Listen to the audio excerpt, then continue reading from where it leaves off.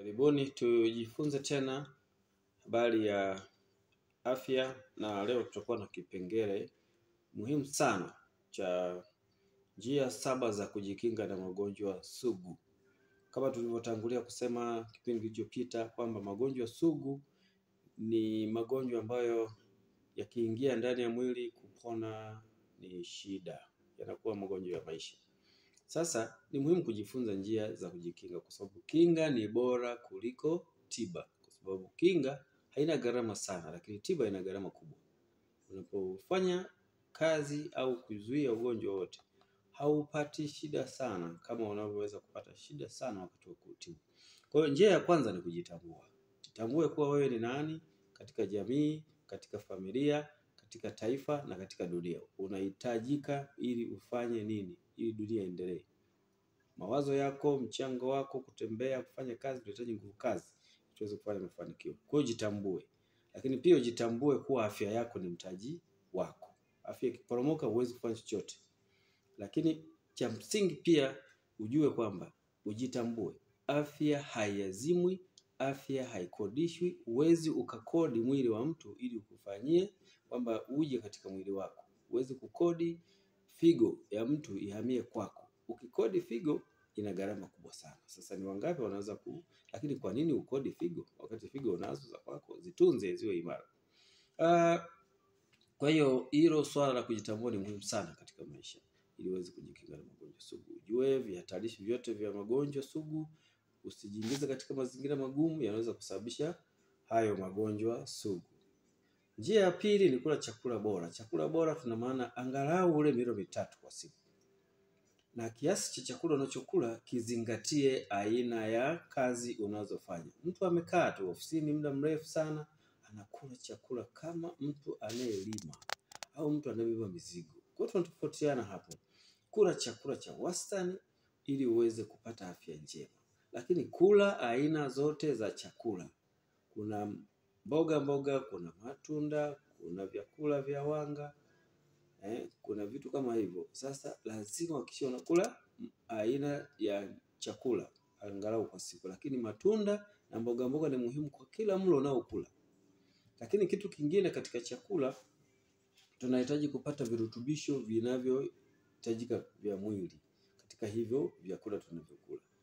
Kila vyakula vya wanga hakikisha unapata wanga kutosha, unapata carbohydrate, unapata ufumwele ambao tutasema ni fibers. Lakini hakikisha unapata protini, unapata vitamins, unapata madini.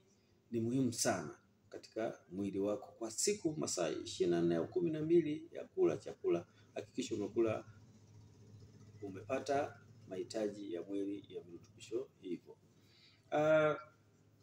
Na chakula bora tunazingatia pia, unaposema chakula bora tunahusisha pia na mazoezi.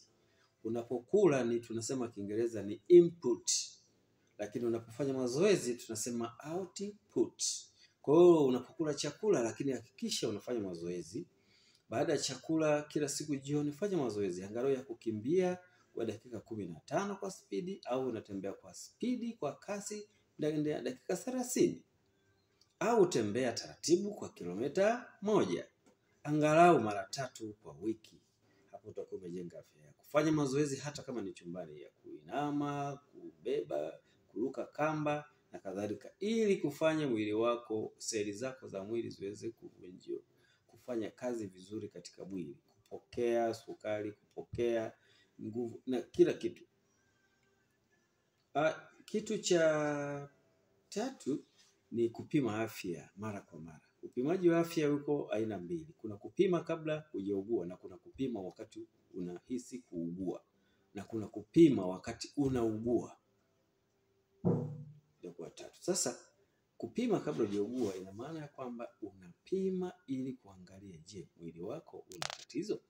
Unajua mwili wetu unaweza ukawa unatembea lakini kumbe unaumwa, kumbe kuna wadudu, ila kile kiwango cha kufikia kwamba umekuwa dhaifu zaidi ukashindwa kufanya kazi hakijafika. Sasa ukigundua kwamba unaumwa kabla hujapata dalili za kuugua au za kuumwa, ni rahisi sana kutibiwa. Kumbuka mtu anaweza kuwa anatembea kumbe ni mgonjwa kweli kweli. Ni kwamba tu kinga zake zinamsaidia. Kwa hiyo unapima kabla hujaugua ni nzuri zaidi. Kwa hiyo lazima tujifunze kupima kila wakati. Pima magonjwa ya kuambukiza, pima magonjwa yasiyoambukiza. Magonjwa kama ya moyo na vitu vingine. Kwa mfano mtu unaweza kuwa unaumwa typhoid ikakithiri mwilini, hiyo pia inaweza kusababisha nini? Magonjwa sugu. Kwa hiyo magonjwa ya kuambukiza yanaweza kusababisha magonjwa yasiyo ya kuambukiza. Kwa hiyo ni vizuri kupima kabla hujaugua ili uweze kubaini kama kuna ugonjwa ndani ya mwili wako. Lakini wakati unapougua, pima ili upate dawa. Na kipengele kingine cha 4 ni kutibiwa kwa wakati unapoumwa. Kwamba unaumwa, unajisikia mwili dhaifu, unajisikia kuugua tumbo, unajisikia kuugua mifupa, nenda hospitali ukapime. Ukishapima daktari atabaini unachoumwa ni nini ili uweze kupata dawa. Ukishapimwa ukatibiwa, tumia dawa kwa wakati. Ina maana utibiwe mara tu unapougua, utibiwe. Kwa sababu unapochelewa kutibiwa, unasababisha vijidudu vya magonjwa yaliyokuambukiza ugonjwa huo viendelee kuzaliana mwilini, vinazidi kuwa vingi, na matokeo yake vinaenda kuathiri zaidi viungo vya mwilini. Kama vilikuwa tu vimekaa kwenye tumbo, baadaye vitahama, vitaenda kwenye figo, vitaenda kwenye moyo, vitaenda kwenye mishipa ya damu. Kwa hiyo kadiri vinavyoenea, vinavyosambaa, ndivyo vinavyosababisha wewe kuwa dhaifu zaidi, na ndivyo inavyofanya matibabu yako yawe yana gharama kubwa zaidi. Kwa sababu kuna wakati watapima figo, wataona kwenye kibofu kuna vijidudu. Lakini kumbe vijidudu vile vimeenda mpaka kwenye mishipa ya damu, vimeenda mpaka kwenye mishipa ya damu ya ndani ya moyo, hata ya ubongo. Kwa hivyo utatibiwa katika mfumo wa figo, lakini kumbe vijidudu viko kwenye ubongo. Kwa hiyo watafanya tena check up nyingine, mbona huyu haponi? Kwa hiyo ni vizuri kupima kabla, ni vizuri kutibiwa kwa wakati, ili kuzuia vijidudu vya magonjwa visienee katika sehemu ambazo zimefichika zaidi kwenye mwili wako, ambapo uhitaji uchunguzi wa kina na uchukua muda mrefu sana kupona. Kipengele cha 5 ni matumizi sahihi ya dawa. Unapotibiwa na daktari na ukapewa dawa na mfamasia, ukapata maelekezo namna ya kunywa dawa, hakikisha unakunywa dawa kama ulivyoelekezwa na mtaalamu, kwa wakati na kwa kuzingatia masharti yote ya dawa. Kukosea kunywa dawa inaweza kusababisha ukanywa chini ya kiwango, ambayo tunasema underdose, au zaidi ya kiwango overdose, ambayo yote ina madhara. Overdose itakusababisha dawa ikuumize, lakini underdose itasababisha kutokupona na kusababisha usugu wa dawa. Kwa hiyo jitahidi kunywa dawa kwa usahihi kama ulivyoelekezwa. Kunywa dawa kulingana na ugonjwa unaoumwa, na unywe dawa wewe unayeugua. Usimgawie jirani yako anaumwa kwamba ummegee zile dawa. Hayo sio matumizi sahihi ya dawa. Tutajifunza zaidi katika kipengele cha matumizi sahihi ya dawa kwa upana zaidi. Kipengele cha 6 ni kufanya mazoezi. Nimeyasema pale mwanzoni. Mazoezi ni muhimu katika mwili. Kila siku fanya mazoezi kama sehemu ya kujenga afya yako na kufanya mwili wako kuwa imara kila wakati. Lakini ya 7, fanya ibada mara kwa mara kulingana na imani yako, kupunguza misongo ya mawazo, kuongeza imani na mategemeo makubwa ya maisha, ambayo unaweza ukawa na msongo wa mawazo sana, unafikiria nimekosewa, nimefanya hiki, au umepata matatizo, misiba, ukaona kama umebaki mwenyewe.